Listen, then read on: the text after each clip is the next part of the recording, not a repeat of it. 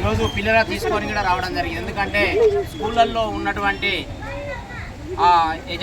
School యాజమాన్యం ఏదైతే ఉందో ఆ స్కూల్ యాజమాన్యం పిల్లల్ని స్కూల్కు రావద్దు, గవర్నమెంట్ నుంచి మాకు ఎలాంటి ఫీజులు రావట్లేదని చెప్పేసి వాళ్ళు పిల్లల్ని బయటికి నెట్టివేసే పరిస్థితి వచ్చింది. మరి దీనికి కారణం మరి ఇక్కడ ఉన్నటువంటి అధికార వ్యవస్థ ప్లస్ గవర్నమెంట్ దాదాపుగా 3 సంవత్సరాలుగా ఆ స్కూళ్ళకు ఫీజు ఇవ్వలేదని చెప్పేసి ఈరోజు మా పిల్లల్ని మరి స్కూల్కు రాణిస్తలేరు. మరి వెంటనే గవర్నమెంట్ తప్పకుండా మరి ఇక్కడ ఉన్నటువంటి మంత్రి గారు కానీ ఇక్కడ ఉన్నటువంటి రాష్ట్ర ప్రభుత్వం కానీ వెంటనే బెస్ట్ అవైలబుల్ స్కీమ్ సంబంధించిన నిధులను వెంటనే కేటాయించాలి, మా పిల్లల్ని ఆదుకోవాలని చెప్పేసి ఈ సందర్భంగా మేము తెలియజేస్తున్నాం. మరి మీడియా మిత్రులు కూడా దీనికి సహకరించాలి.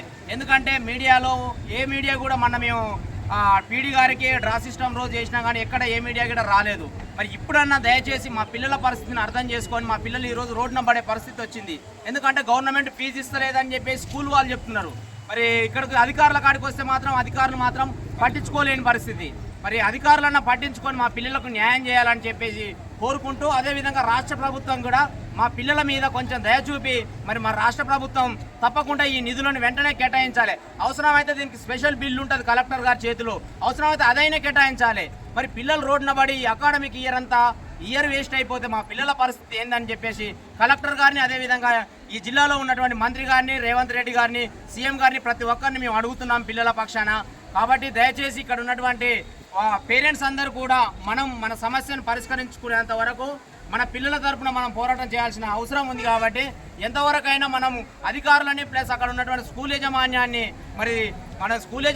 బదిలాడుతున్నారు. కొంతమంది పేరెంట్స్ పోయి బదిలాడినా కానీ పట్టించుకోలేనటువంటి పరిస్థితి. పిల్లల్ని మీరు వద్దు అని చెప్పేసి కొంతమంది స్కూళ్ళు వాళ్ళు అసలు స్కూళ్ళకే వద్దని చెప్పేసి చెప్తున్నారు. మరి ఎందుకు ఈ పరిస్థితి వస్తుందో ఇక్కడ మరి డిఈఓ గారు ఉన్నారు. స్కూళ్ళ నుంచి రాకపోతే మరి పిల్లల్ని ఆదుకోవాల్సిన బాధ్యత డిఈఓ గారి మీద ఉంది, కలెక్టర్ గారి మీద ఉంది, పీడీగా ఎవరైతే డీడీ గారు ఎస్సీ డీడీ గారు ఉన్నారు. మరి వీళ్ళందరూ ఉన్నప్పటికీ కూడా మా పరిస్థితి ఇంత దారుణంగా అవుతుంది. కాబట్టి తప్పకుండా దీని మీద ప్రతి ఒక్కరు స్పందిస్తూ మరి స్కూల్ యాజమాన్యం మీద, అదేవిధంగా అధికారులు కూడా మా మీద కొంచెం దయ చూపాలని చెప్పేసి ఇక్కడ ఉన్నటువంటి పేరెంట్స్ అంతా అడుగుతున్నటువంటి పరిస్థితి. దయచేసి జిల్లా కలెక్టర్ గారు వెంటనే దీని మీద స్పందించాలని మీ సందర్భంగా తెలియజేస్తున్నాం.